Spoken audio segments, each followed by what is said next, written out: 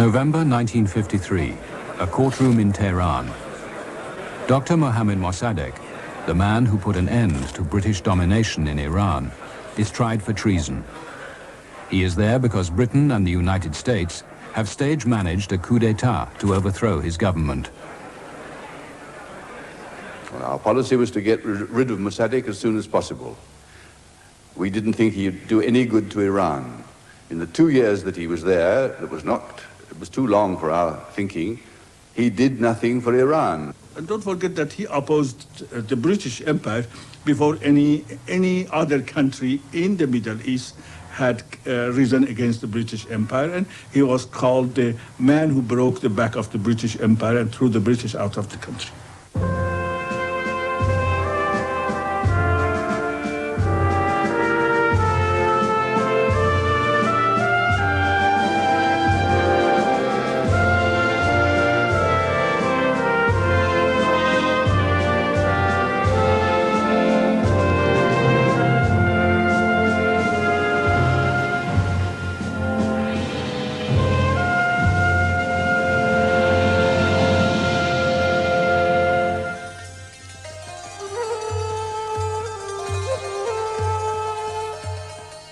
Persia entered the 20th century in turmoil and decline. The former glories of its despotic rulers, the Shahs, had become an empty shell. Real power rested with two rival empires, to the north, the Russians, and to the south, the British in India, for whom Persia was a buffer state.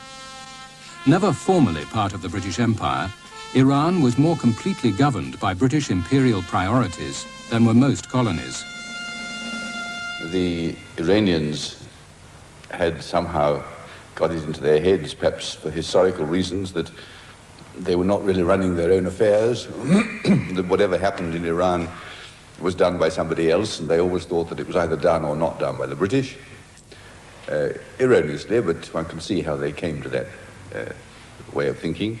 Il y avait beaucoup d'anecdotes qu'on faisait sur les Anglais. On disait que s'il y a la pluie, c'est parce que les Anglais l'ont voulu. S'il y a tel type comme Premier ministre, les Anglais l'ont nommé. Même dans les différentes villes de l'Iran, s'il passait quelque chose, même s'il y avait un crime, on croyait que c'est les intrigues des Anglais derrière ces crimes. In the Second World War, British troops, now allied with the Soviets, occupied Iran to run it for their wartime needs. They deposed the Shah, a dictator who had turned towards Hitler, and put on the peacock throne his 21-year-old son, Mohammad Reza Shah. When the war ended and Allied troops withdrew, Iranians demanded democratic reforms and sovereign control of their own country. In the vanguard was veteran Democrat Dr. Mohammad Mossadegh. Mossadegh, I don't think that there has been in the last 50 years anybody more prestigious than Mossadegh in the history of the country. Why? For one thing, Mossadegh was incorruptible. The second thing was, he was against the power, always stood up to the power. And this started back in 1921, when he went against the coup d'etat government, and he almost lost his life. He was imprisoned, he was banished, then he was for some years in his house. And as soon as the Shah left and there was a free election, he was the first member elected from Tehran. Iranian resentment at foreign domination focused on the country's greatest asset, oil.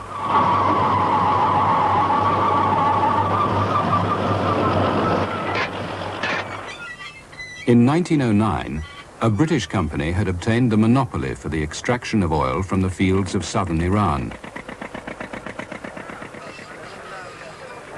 The oil was pumped to a refinery at Abadan. Here, the new black gold was boiled, barreled, and shipped away in the company's tankers.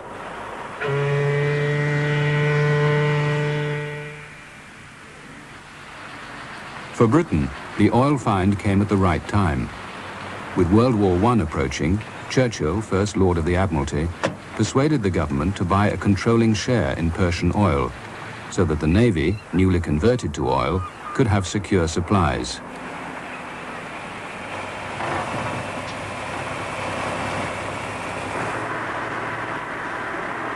Oil soon became the driving force of the industrialized world, filling not only petrol tanks, but the coffers of the company and the British Treasury itself.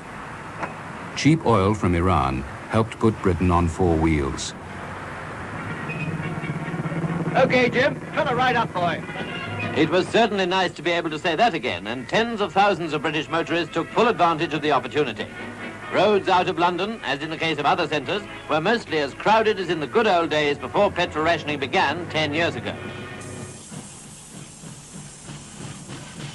By 1950, the Anglo-Iranian Oil Company was Britain's most profitable overseas investment.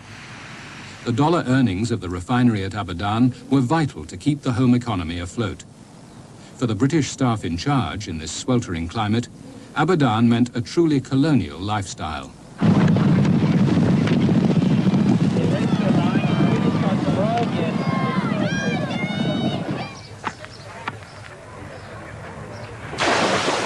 I'd just been married, so it was the first year of my marriage.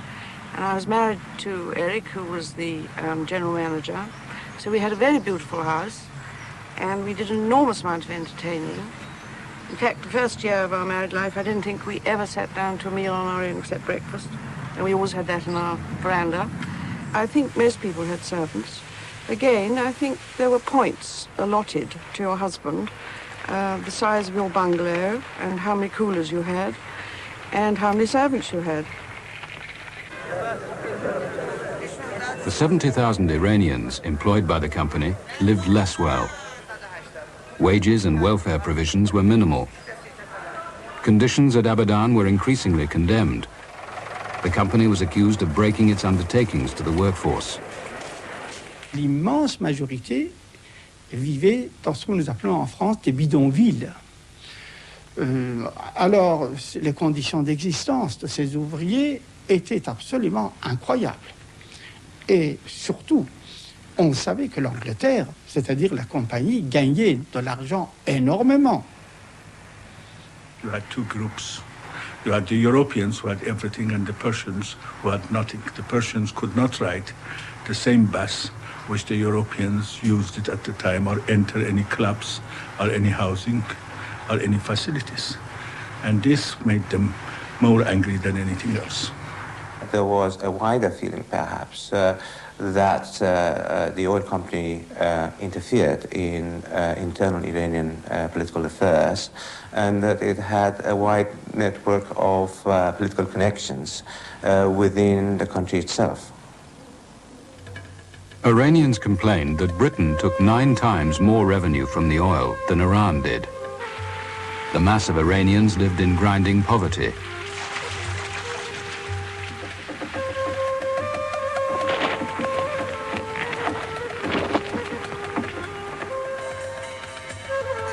In the towns, there was a movement for change. The Iranian parliament, the Majlis, became the platform for a campaign to nationalize the oil company. For its leader, Mossadegh, this was the way to regain Iran's independence, a battle he had fought for 30 years. Now his moment had come. In April 1951, he became prime minister, but the British failed to take him seriously. He appeared as a demagogue, not necessarily, it appeared to us at the time, in charge himself, but possibly being used by others. His way of living and general appearance didn't strike one as being the sort of person you'd think of as a prime minister. And I don't mean them because he didn't wear striped trousers. In fact, he always wore pajamas. And that was a rather odd figure for a future prime minister to cut. At no time before a year or two before 1951 did anyone contemplate that we would ever not stay there forever. We were there by an international agreement between the government of Iran and the Anglo-Persian Oil Company. So there was no reason it should ever come to an end as far as we could see. Tehran. Angry crowds surge through the capital of Iran, currently the world's #1 danger zone. John Bull and Uncle Sam, too, are savagely caricatured. Extreme nationalists demand immediate seizure by their government of the $500 million Anglo-Iranian oil company. Focal point of Iranian unrest, however, is the government. Its cabinet headed by 70-year-old Premier Mohammad Mossadegh, whose single purpose is oil nationalization. He was a great actor, but he was a marvelous politician, and at that time he had all the people with him. Everywhere you went, they would say, Zindabad, Dr. Mossadegh, Zindabad, Dr. Mohammad Mossadegh, Nakhost Wazir Mahboob Iran, which means long live Dr. Mossadegh, the beloved Prime Minister of Iran. And they didn't care much what he did. He'd clobbered the imperialists, he'd nationalized the oil company. Iran was a country again. It was great stuff. It was very moving. We would call him dotty in some respects. But he wasn't in Persian eyes, and some of the very moderate Persian parliamentarians would weep in the Majlis when he spoke, even though they knew perfectly well that it was ruinous for their country and impractical. Le thème de propagande de Mossadegh, ses partisans, c'était changeons le visage du monde, au moins du monde musulman, en changeant nos rapports avec les Anglais. En mettant fin à la domination anglaise, nous arrivons à changer le visage, non seulement de notre pays, mais de l'ensemble. The atmosphere was one of complete joy, particularly as if it looked as if there was really no conflict, no opposition within the country, as if the whole country had rallied and found a leader who was going to lead the country towards better times. That was the atmosphere. The press, the newspapers, the radio, the parliament, they all appeared to be united in these events. As the nationalization law went through, demonstrators tore down the company's nameplates. The British protested and even sabotaged machinery as Mossadegh sent his men to Abadan to take over the refinery. The reception was extraordinary because there was a feeling that now all the defects of the old regime, which were, in a word, discrimination against Iranians, all those defects would be removed because all the administration of the industry would be in the hands of Iranians. So they had a wonderful reception on arrival. There was no question of violent resistance, but extraordinary how pieces of plant would go wrong just when they were supposed to be doing something else, you know. And they soon realized that we weren't being very helpful, really, and we weren't handing over files. We weren't handing over accounts, which they asked us for. I said I had no authority to hand them British companies' accounts unless I was told from London. Back in London, the Labour Foreign Secretary, Herbert Morrison, was devoting his time to the Festival of Britain, designed to boost national morale. But Labour's plans for welfare at home depended on profits from abroad. Morrison was determined to resist Iran's blow beneath the imperial belt. With the press right behind him, he denounced the Iranian act as illegal. To add weight to his words, the government sent the destroyer Mauritius to Abadan. London, where directors of the Anglo-Iranian Oil Company met to discuss the latest news from the Persian oil fields. The man bringing home the news was Mr. Drake, the company's general manager in Abadan. Later, Mr. Drake, at Mr. Attlee's invitation, went to number 10 to place before the cabinet a first-hand account of the present Persian drama. And I was wheeled into this cabinet meeting, where I understand the entire cabinet, except the minister responsible for oil, I don't know who he was now, and the three chiefs of staff in uniform were all seated round a table. The Prime Minister bid me take a seat on his right, between him and Mr. Morrison, the Foreign Secretary. And I pleaded that we should not allow the biggest foreign asset in Britain to go without doing something about it. I didn't say particularly what was to be done. I had in my own mind that at least we should make a struggle for it. I thought it was a completely unilateral act. And I said that if we don't do anything about this, within 5 years we shall lose the Suez Canal on the same principle, which in fact proved to be exactly right, almost to the day. The Labour government dispatched paratroops to the Mediterranean to stand by for an invasion of Abadan. This rang alarm bells in America. President Harry Truman was amazed at what he saw as trigger-happy irresponsibility. We had perhaps a different concept of the priorities involved. Our main desire was to be sure that Iran was saved for the free world. The illegal Communist Party of some 15,000 members conceivably could have taken over and invited the Soviets in. We thought that this should take precedence, saving Iran, ahead of commercial considerations. The Americans thought the British attitude to the Mossadegh government was short-sighted. Mossadegh might not be ideal, but he might prove a useful ally against the Russians. He was expecting the Americans to help Iran by giving Iran necessary, equipment, experts, and allow Iran to export its oil, including to American purchases. And he thought that America would come to Iran's help because, Americans had expressed sympathy on several occasions with nationalist movements in Iran. And also Henry Grady, who was the American ambassador in Tehran, had helped Mossadegh personally and officially a great deal. I think the Americans had been largely responsible for the early incitement almost to the Persians to exchange this 100% British ownership. I have to say that. The American ambassador was very thick with Mossadegh.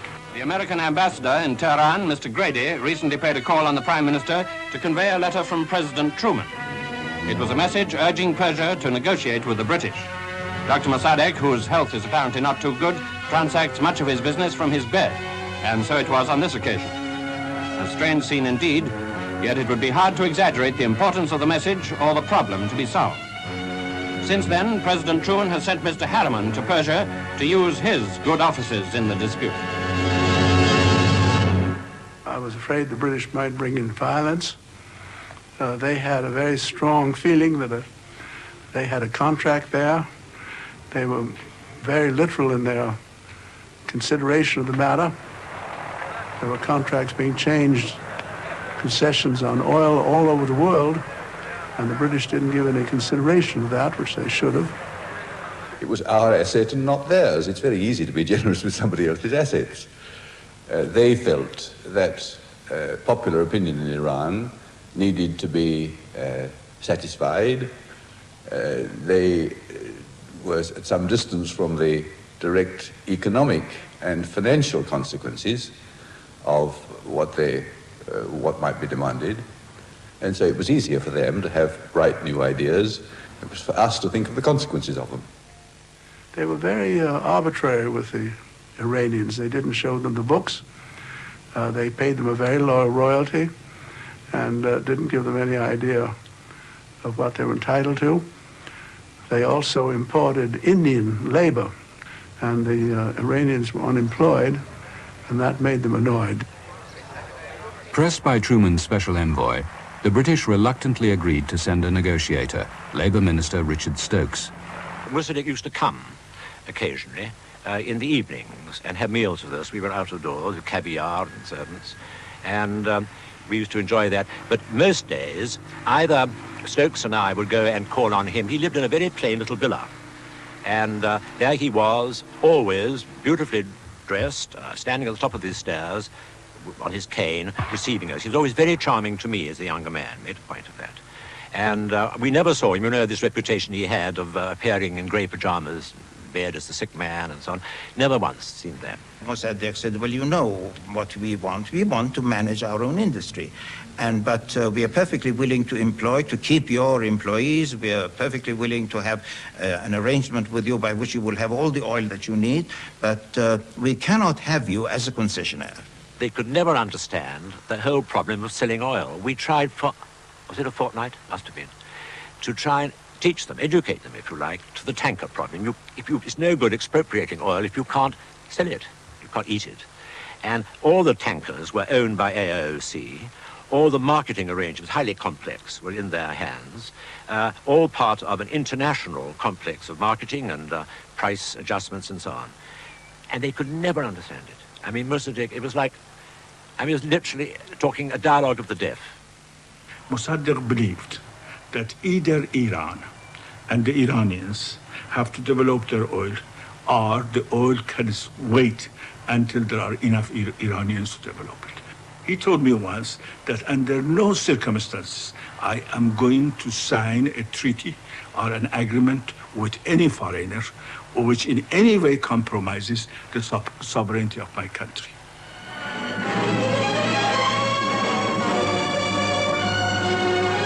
"60,000 Persians depend on the company for their living. If Abadan closes, there is no work for them. And Abadan must close if Persia holds up shipment of oil. A great organization will close down, and ruin will come to Persia unless obstinacy gives place to reason."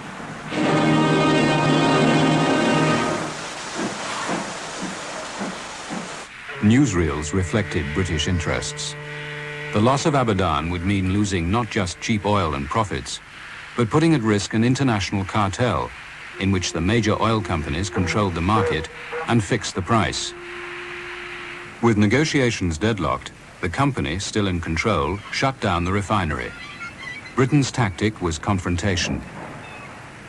I think it was quite natural that the government should mobilize a force.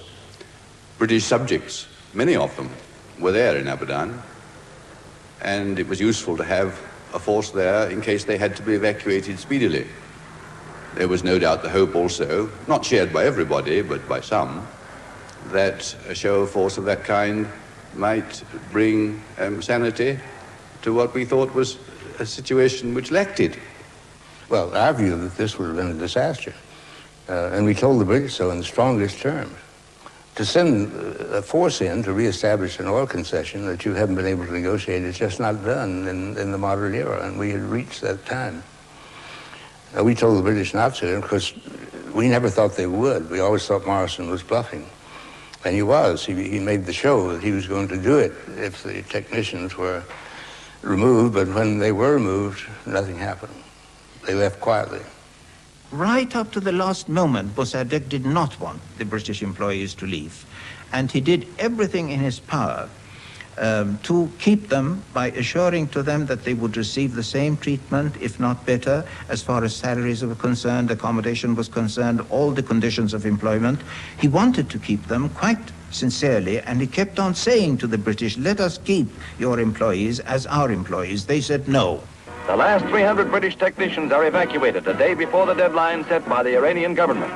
During the early days of the deadlock, British naval and paratroop forces were alerted in Iranian waters, but today the cruiser Mauritius serves as an evacuation vessel for the men who remained until the last minute during the bitter dispute. Meanwhile, Prime Minister Mossadegh was on his way to the United Nations in New York. The British, unable to use force, had complained that his nationalization endangered world peace. Mossadegh rejected the charge. C'est en vain que nous avons cherché ailleurs que dans des paroles, des preuves que l'on. And his object was to, I think, to cause a split between us and the Americans and play on this Persian patriot, sick man, and so on. And I think he rather made rings round us. I don't think we came out best there. Not true, the Americans weren't taken in. They found him slightly ludicrous, but rather fascinating. He had a great impact on America, because don't forget that the Americans, most of the Americans are anti-imperialism. And they like to talk to a man who has charisma. And Mossadegh had that charisma. He was an actor in politics. He had his own convictions. Yet in politics, he was an actor.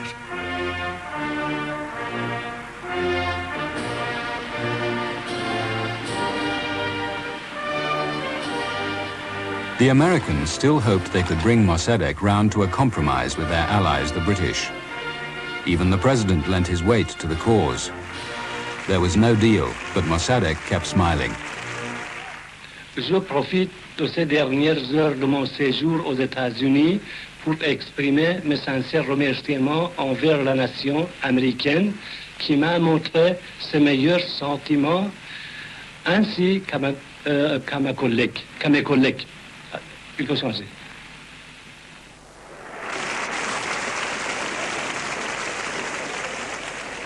Mossadegh's enthusiastic reception in America only added to British anger.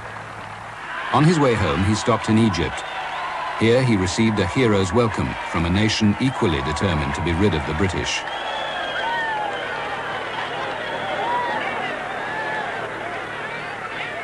But the British government was by no means reconciled to Mossadegh's triumph. They had a plan for revenge.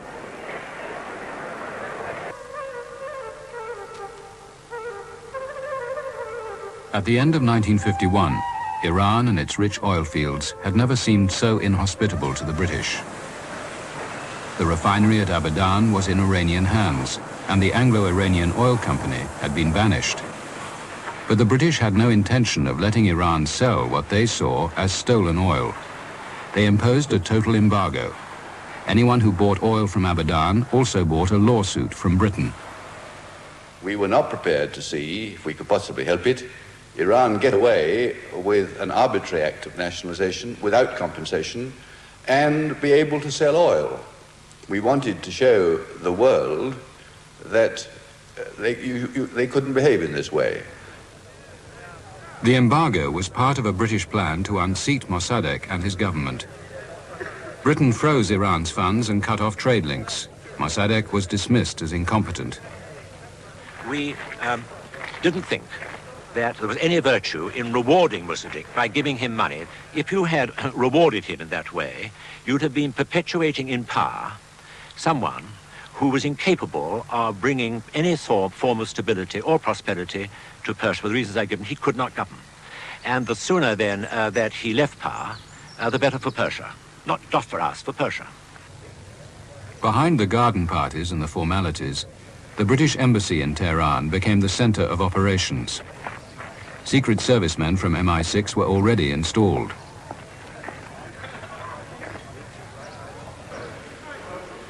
They aimed to bolster the opposition to Mossadegh in royalist circles and so strengthen the Shah's hand against his prime minister. Their most important Iranian agents were a family of wealthy merchants, the Rashidians, well known as friends of the British. Communications were maintained through embassy official Sam Fall. I started seeing the Rashidian brothers in March 1952, and this was a policy of our government and of the embassy in order to have a contingency plan in case the negotiations didn't succeed. We were paying them a small amount of money. I don't know because I wasn't involved myself, but this was for passing a few demands to a likely lad, paying the crowds. You can't do anything in Iran or anywhere else without money.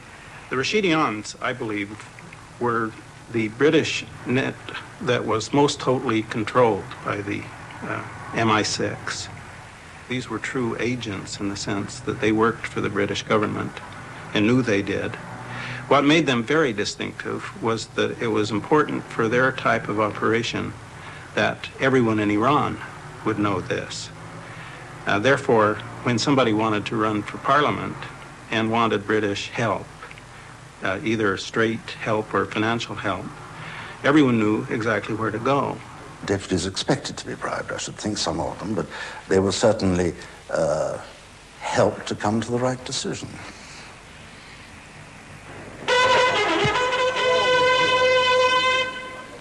Pray silence for the Right Honourable Winston Churchill, the Prime Minister. The new Conservative government endorsed all the policies of their Labour predecessors, and more. Results cannot be achieved via a wave of the wand. Time is needed for a new administration to grasp and measure the facts which surround us in baffling and menacing array. They cast around for a candidate prepared to take Mossadegh's place and settle the oil dispute on Britain's terms. There are a lot more remedies coming. The question was whether we could overturn the Mossadegh government. I'd had a long association with Iran because of my father's connection with the country. And Iranians who were opposed to Mossadegh kept on getting in touch with me. And one of these was their greatest elder statesman, Gavam Sultani.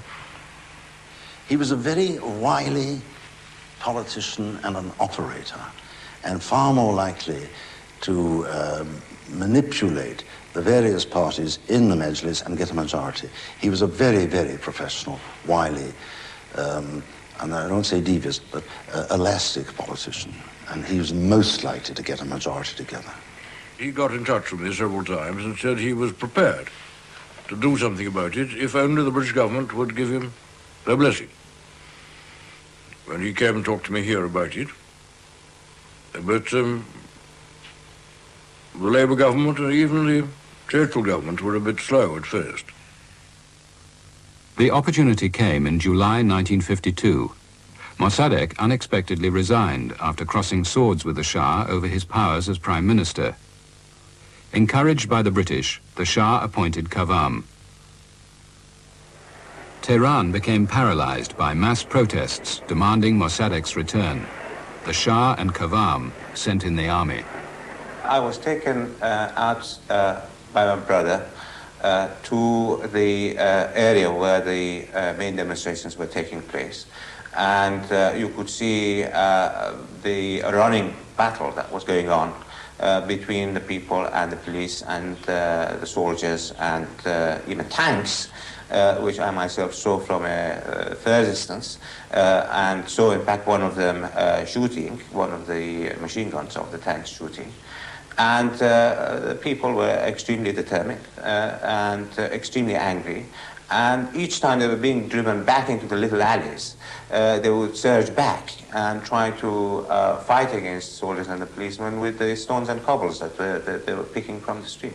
Some soldiers and officers went over to the crowd and decided not to shoot and were carried on the shoulders of the demonstrators. And this was widely publicized and celebrated. The shooting had left 45 dead and hundreds injured. But with the army's loyalty in doubt, the Shah and Kavam had to accept defeat. Mossadegh returned to office, promising a shake-up in Iran's corrupt and pro-British establishment.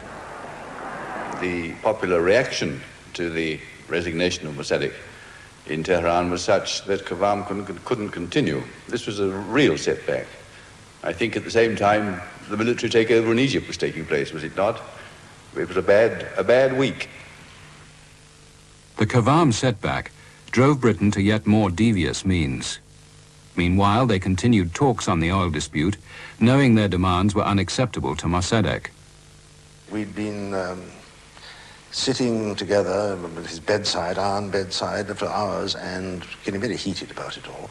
And suddenly he rings a little bell and in comes a servant with a great plate of sweetmeats. And he said, now to send the cameramen in. And I said, look, we're in the middle of a discussion, Prime Minister. Is this the moment, really, for sweetmeats and photographers? He said, yes. Because sweetmeats will do you good, sugar's very good for you. But the cameras, you know, it's an instinctive reaction of all human beings. When the camera comes in, they smile. And he said, we've got 50 cameramen, you'll have to do 50 smiles, then I'll kick him out, and we can resume. You'll be in a much better frame of mind. Of course, he's got something there. He really wasn't... He was a highly civilized person. The smiles were mere diplomacy. Back at the embassy, George Middleton wrote a cable to the Foreign Office. It was circulated in the cabinet. Mossadegh's megalomania is now verging on mental instability. It now looks as though the only thing to stop Persia falling into communist hands is a coup d'etat. The British looked for allies in the Iranian army, until now controlled by the Shah. Mossadegh was determined to reduce the monarch's power. He took over from the Shah as Minister of Defense and retired leading royalist officers. From amongst this disaffected group, Middleton suggested one General Zahedi be recruited to lead a coup d'etat against Mossadegh. Ironically, Zahedi had been imprisoned by the British for pro-German sympathies during the war. and a British ambassador had once condemned him as vain, plausible, and thoroughly untrustworthy. Well, I went out to see him when he was living in his country estate, and I used to go out partridge shooting, so if I had a gun with me, it looked all right. It didn't look like a terrorist act, it looked like a sporting occasion. And changed cars 3 times at his request, and finally drove up to his country estate. He seemed tough. He wanted to be quite sure that the Shah was with him and the Americans. But he was very ill-disposed towards Mossadegh. He could see Mossadegh was leading the country to hell on a wheelbarrow. And he obviously liked the idea of power and all the perks that went with power. He wanted an assurance that money would start flowing, really without money to the Treasury. And we had talked quite openly at that time of a line of credit or of 10 or 20 million pounds. It sounds like nothing in today's terms, but in those days it would have helped them quite a bit. With rumors circulating in Tehran, Mossadegh denounced the embassy as a nest of spies. In October 1952, he broke off relations with Britain and expelled all its diplomats. They could no longer mount their coup.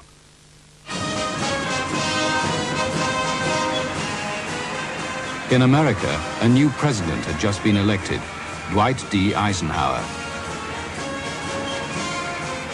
Could his Republican administration be persuaded to help?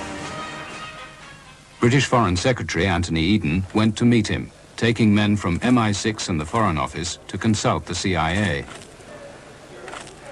We went there, really, I would have said to persuade the Americans at that stage that we weren't going to get anywhere with Mossadegh, and that his remaining in power was very dangerous to both our interests, and also to tell them a little bit about the means we had at our disposal for changing the government.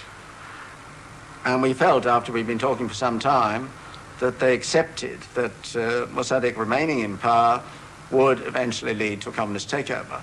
It was my feeling then, it remains my feeling, that the British understood the extent of paranoia in this country concerning communism. This was the day of Joe McCarthy, and that the British consciously played on that fear in order to help persuade us to involve ourselves in the coup. Eisenhower appointed John Foster Dulles to take charge of foreign policy. To him, anti-communism and American big business were two sides of the same coin.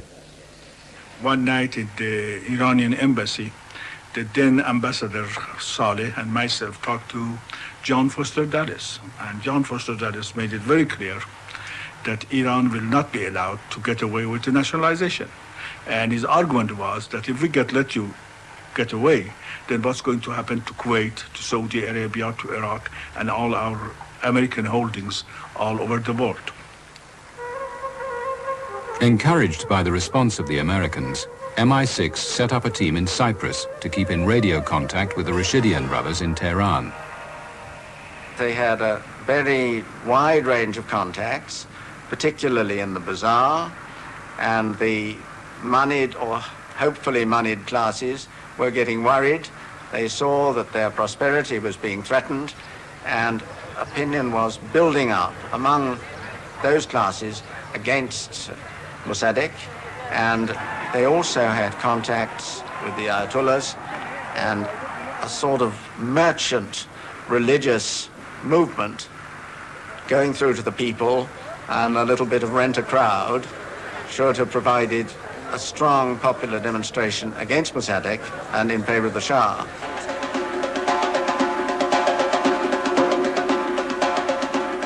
Central to the Rashidians' network were the mob leaders based in the traditional athletic clubs, where physical prowess and protection rackets went hand in hand. Here could be found men in the pay of Iran's ruling class, who could provide the rent-a-crowd the British needed. The British pinned their hopes above all on the Shah. To their dismay and that of Iran's elite, Mossadegh's reforms were reducing his powers to those of a ceremonial monarch rather than a ruler. The Shah was exceedingly weak. He was vacillating and he was afraid, and he just didn't know what to do. He didn't like Mossadegh. He realized that Mossadegh was threatening his position, but he was unable to screw up the courage needed to dispose of Mossadegh. Although the Shah failed to act, the British kept trying. In March 1953, with Britain's agents fanning the flames, a hired mob called for Mossadegh's blood. Intrigues grew as the politics of the street took over and Mossadegh's supporters rallied to his defense. His moderate allies in parliament were now deserting him, but he was supported for the first time by the communist-backed Tudeh party, a development the CIA played on in their propaganda. What we did from Washington was to write some of the articles that would appear in the Persian press. And these articles would appear thanks again to the Rashidians, who had contacts, I believe, with probably 4/5 of the Iranian press. And any article that I would write, it gave you something of a sense of power, would appear almost instantly the next day in the Iranian press. And they were designed to show Mossadegh as a communist collaborator and as a fanatic, as a person who didn't understand that you could be both nationalistic and positive. When weeping, fainting, bedridden old Mossadegh has trouble with the Majlis or Parliament, he goes to the people for a referendum to have it dissolved. But more than 100,000 citizens of Tehran, including every available member of the Communist Tudeh party, turn out to vote yes and be marked with indelible ink so they won't vote again. Understandably, few oppose the skinny old man who controls the army and the police, and the supervisors at the opposition voting place have nothing to supervise. Mossadegh, who is not a communist, has won with communist support. Can he now get rid of his dangerous new friends? Meistens diese Menschen, die waren Demokraten, Antifaschisten, sagen wir Intellektuellen, auch die Offizielle von Partei, das heißt die Militärelemente, die in Organisation waren, die waren nicht davor, gegen Mossadegh zu putzen, weil sie im Endeffekt selbst Patrioten waren, Nationalisten waren. A certain number of people thought that he was leading Iran towards communism. That was, you know, the communist bogey which was represented to the United States and was the cause of the United States action in removing Mossadegh. I think that also was totally wrong. Mossadegh was not going towards communism. Mossadegh had two complexes. One was that he had a martyr complex, that if I die for my country, or if I am jailed, I jail for my country, that's an honor. The second was that he depended so much on the people. He was a kind of the populist person that he said, people always will protect me. And as long as I have the people, nobody can have a coup d'etat against me. And I guess that was the reason that he neglected everything. And even when the coup d'etat came, he didn't do anything about it.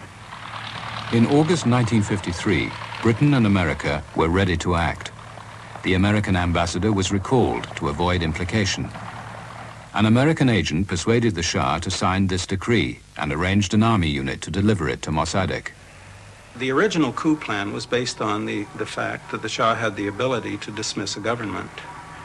And therefore, what was going to take place was that an officer in the army would take a firman, a notice, to Mossadegh and inform him that he had been replaced and that General Zahedi would become prime minister.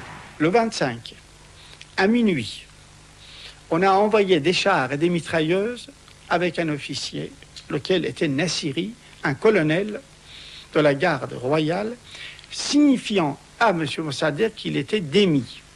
Alors Mossadegh a écrit sur l'enveloppe « Reçu, je déciderai ». Et il a donné ça. Alors quand on a vu des tanks, on ne vient pas tout de même à 1h du matin avec des tanks pour demander la démission d'un Premier ministre. Et encore, on n'a pas le droit de le demander. Mossadegh aurait dû agir immédiatement et faire fusiller le lendemain, par la loi martiale, tous ceux qui ont été inclus dans cette histoire. When news of the attempted coup was heard, Mossadegh's supporters took to the streets, venting their anger on symbols of royalty. The Shah himself fled the country. But the CIA did not give up. They looked for a way to turn the protests to their advantage. Dann gab es spontane Demonstrationen. An dem Nachmittag, dem 25. Morat, gab es natürlich eine große Demonstration im zentralen Platz Teheran-Tupaneh. Eine große Demonstration, eine der breiteste Demonstration der Tudeh-Partei. Natürlich die den Versuch, das Amerika verurteilt haben, die den Bevölkerung aufgerufen haben, den Mossadegh zu verteidigen und diese nationale Regierung auf der Macht zu behalten. Und die haben für eine Republik sogar sich ausgesprochen. Die haben die Parole des Volksrepublik ausgebrochen. Well, as soon as this occurred, these two agents that I mentioned saw the opportunity and sent the people we had under our control into the streets and acted as if they were Tudeh. They were provocateurs, but we had more than just provocateurs. We had a lot of shock troops who actually acted as if they were Tudeh people throwing rocks at mosques, at priests. With Tehran now in chaos, the CIA persuaded the royalist army officers to try again. Brandishing copies of the Shah's decree, they advanced towards Mossadegh's house. Meanwhile, the Rashidians and their friends mobilized their mobs to do battle with Mossadegh's supporters. That mob that came into North Tehran and was decisive in the overthrow was a mercenary mob, had no ideology. And that mob was paid for by American dollars. And the amount of money that was used it has to have been very large. There were lots of people in the streets, standing on the pavements and wondering what was happening. There was a lot of, in fact, talk and conversation and debate, etc., as well, speculation. And I saw a few lorry loads of people standing in these lorries, looking like ruffians and thugs, carrying clubs and sticks, and shouting slogans against Mossadegh and occasionally in favor of the Shah. That was what was happening in the morning. We didn't take it very seriously. We knew that there was something wrong, but we thought perhaps that things would turn the other way. But in the afternoon, it became clear that things were much more serious, and the news came that Mossadegh's home had been surrounded. Gradually, the shooting started, and I told him, sir, I think it's better you leave the house. He said, no, if it's going to happen, if it is going to be coup d'etat, I think it's better I stay in this room and I die in this room, and I will never live here.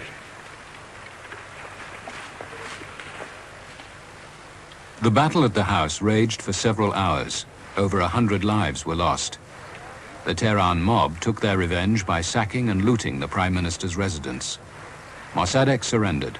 The coup had succeeded. Britain had got its revenge, and the newsreels gloated. General Zahedi, the new premier, emerges as the hero of the hour, for he it was who took charge of events and organized the movement that threw Mossadegh from power. The people showed their preference in no uncertain manner, and after 9 hours of bloodshed, the forces of the Shah were in command, and Mossadegh's reign as virtual dictator of Iran had ended.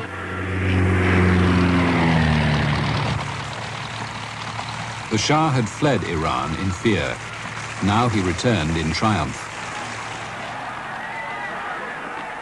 While in public, the Shah held parades. Behind the scenes, he settled old scores, imprisoning and executing his opponents.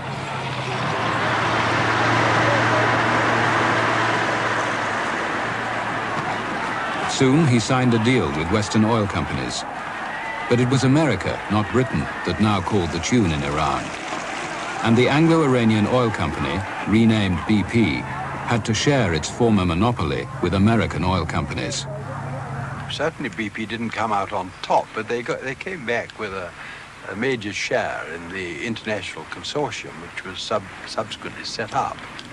And I suppose from my own point of view, I'd have probably sat there for another 10 years in that appalling heat instead of doing some much more interesting jobs, which I was allotted to later. In the military court at Tehran, where he's been on trial for treason, the Persian ex-premier, Dr. Mossadegh, demonstrates that he knows how to make an entrance. Clad in his accustomed dressing gown and pajamas, he even makes a dramatic scene out of taking his place in the dock. What a performance! Britain and America had orchestrated the downfall of Iran's only democratic leader, a man of principle whom in other places Britain might well have welcomed as the successor to empire. The West wanted to misunderstand him. None of them is interested in Mossadegh as a person. They're all interested in him as the person who canceled the oil concession. If they had wanted to understand him, I think a great deal could have been made for the future. As I said, the present situation in the Middle East might not have happened.